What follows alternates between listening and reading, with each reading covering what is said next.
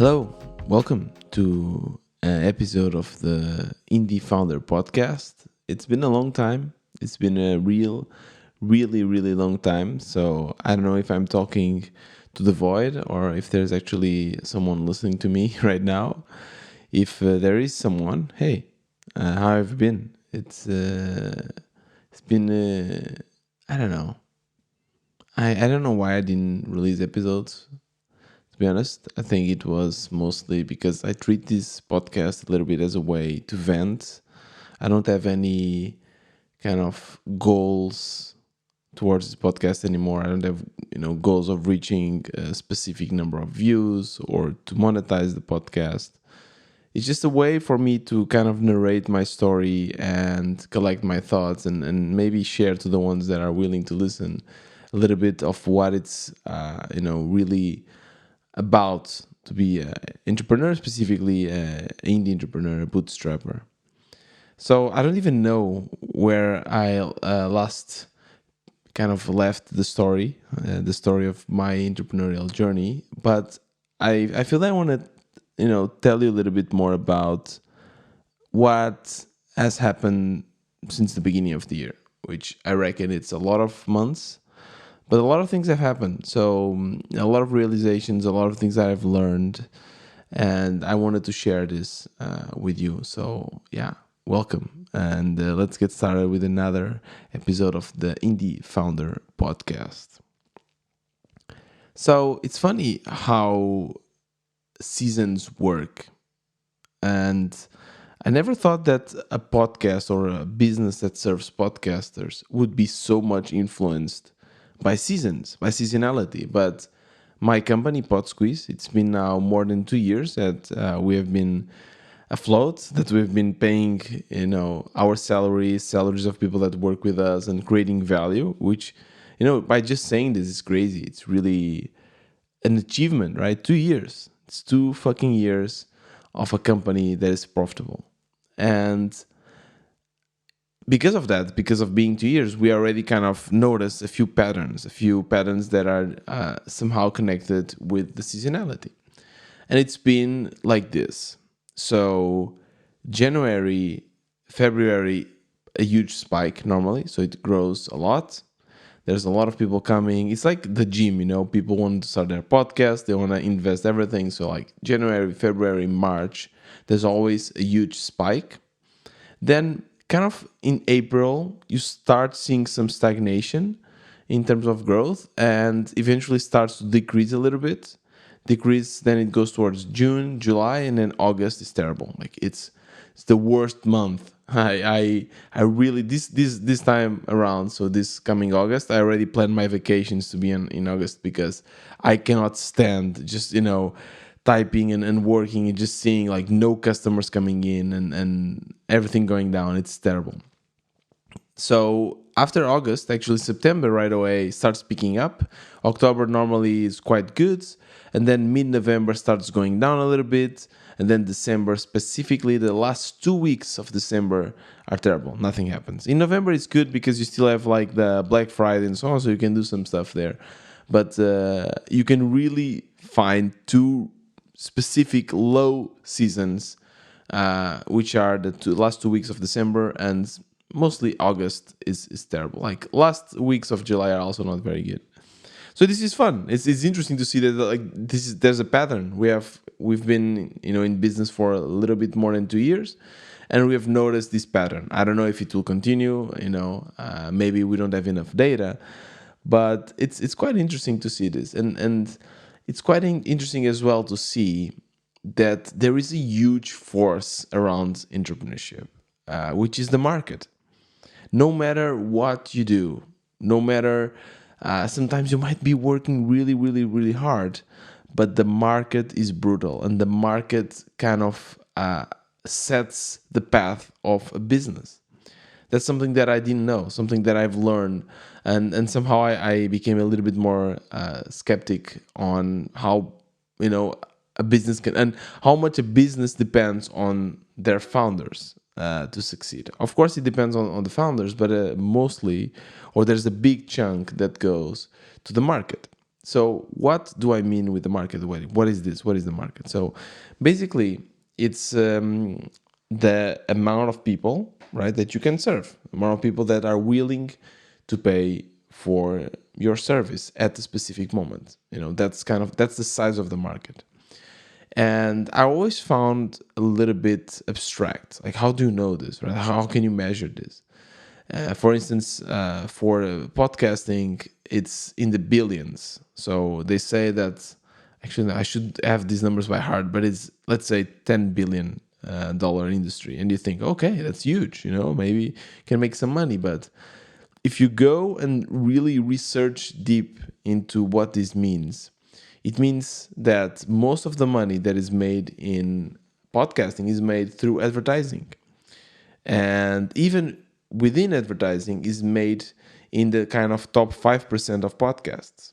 So most of this money goes to advertisement, not to companies like Podsqueeze, not to kind of this service-based companies, not really service-based, but tooling and so on around podcasting. So how do we really measure, first of all, like who is willing to pay for Podsqueeze? So we did this analysis not too long ago, and it turns out that I think there's like 5 million podcasts out there. And from these 5 million, only 500,000 are active podcasts, meaning that they release at least once a month. And from those, maybe a very small portion actually is willing to invest into their podcast. And then from those, only another small portion is willing to invest in repurposing tools and tools like Podsqueeze. And then on top of that, you still have competition, right? So you need to share your target market with, your competitors. So turns out that from those 5 million podcasters out there, maybe only like 25,000 are the ones that you can serve. And from those 25,000, you need to share around. Now, I was doing, I use GPT a lot for these kind of researches. And what GPT says is that a market leader is a tool, a platform that already owns 10% of the addressable market. So, yeah, I thought that it was, okay, you need to have at least to have more than 50% to be a market leader, but apparently not. So, yeah, 10% means that if we have a share of 10%, so around 2,500, customers, that's already huge. Apparently, that's already market leader. We are not there yet. We are in the around 600 paying customers.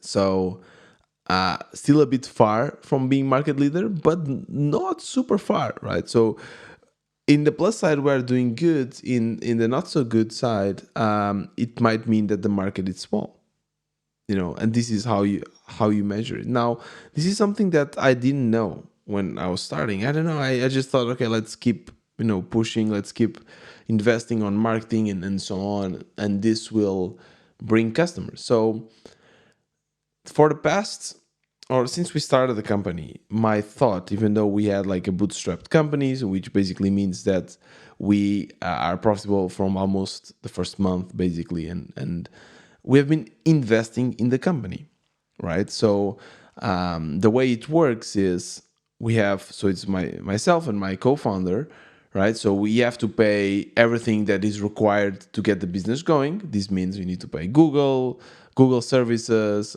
translation services, whatever APIs we use, we need to pay. And then from then on, there's other expenses, like for instance, investments. So we invested on having a developer. We had a developer working half time, so 2 weeks per month, he was working for us. We had a content writer. We had a virtual assistant. We invested our money in experts, kind of consultants that would give us help with SEO or with sales. We invested in conferences, going to conferences, which are quite expensive. Going, the ticket, the flights, the stay there. So all of that goes to the investment, and whatever is left from that goes to our salaries, right? Goes to my salary and to João's salary. So that's how we structured the company. Why were we investing?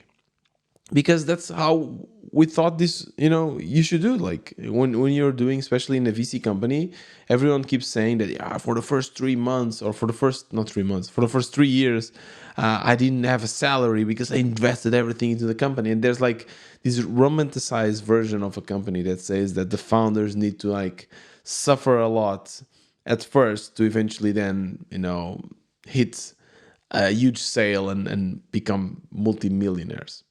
So that was kind of the mindset. That's what I was thinking about.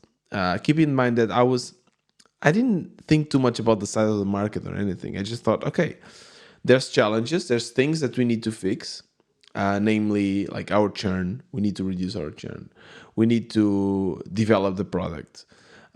We need to get B2B customers. So these are challenges. And if we unlock these challenges, if we fix them, then eventually, the company will succeed.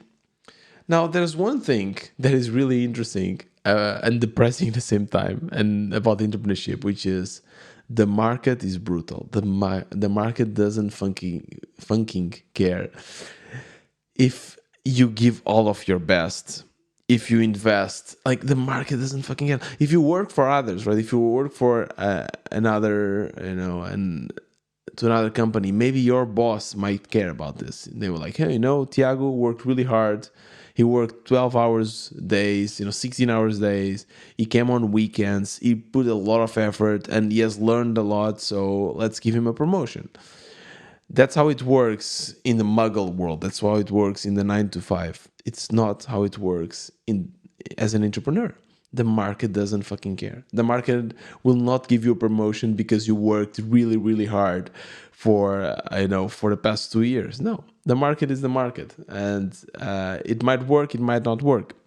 So that's kind of the truth to it, and it can be a bit unfair because it can also mean that someone that is working half of what you are working is making a lot more money because they are just in a different market, or they kind of unlocked something that worked for them. So we reached the beginning of this year, and there's so many things, to unbox here when you're building a business. But one really important thing is the relationship you have with your co-founder, if you have one, right? If you don't have a co-founder, even the relationship you have with yourself and the ones around you, like it's very, very, there's a lot of mindset and a lot of kind of self-development you need to do. So we reached the beginning of the year, and I was there's still some anxiety because but I was not very happy with the salary I was taking, right? So for me, I made the calculations. I wanted to get at least 2,500, after taxes. I think that would be really nice, but I was not near that. Like, it seemed that we have been working really hard, but my salary was just going down because we're just investing more and more. And that was okay because I thought that, okay, I'm investing in a company. That's okay. It will pay off in the end. But the thing is that there was not a match with my co-founder. My co-founder, João, we would come sometimes a bit frustrated and say like, man, we're working too much. What about having like a 4-day work week? And I was like, dude, what the fuck, man? Like, it makes no sense. I'm investing all of this money and making this sacrifice because I think this, can work out. I think the company can grow. So we realized that there was this mismatch on how we were seeing things. So in my perspective, there was 2 ways to go. One is we need to raise money. I am tired of like sacrificing my salary and still not having enough to like really invest on the things I want to invest. I want to test everything really fast to see if there's actually a future to this company. So that would be one option. Let's raise. I don't need to be a big round. Let's raise whatever, 100K, 200K, so that for 1 year we can really like invest in the company. And the other option is let's do the opposite. Let's scale down. Let's fire the people that are working with us or reduce their hours. Let's really reduce costs and treat this more as a kind of a lifestyle business. So I proposed this to him. I said, like, dude, there's these 2 options, either one or the other. I don't want to continue going as we are now because I feel that I'm anxious. I don't get a paycheck that I want, and at the same time, we don't have enough money to invest, and I don't see you committed to like putting the hours that might be required. So we thought really hard about this, and we decided to go with the second option, scaling down. So let's not, raise money. Let's scale down, because raising money is also quite stressful if you think about it. Like you need to so at the moment, right, if we sell the company is 100% ours, right? So we sell, and whatever profit we get is to share between us 50-50.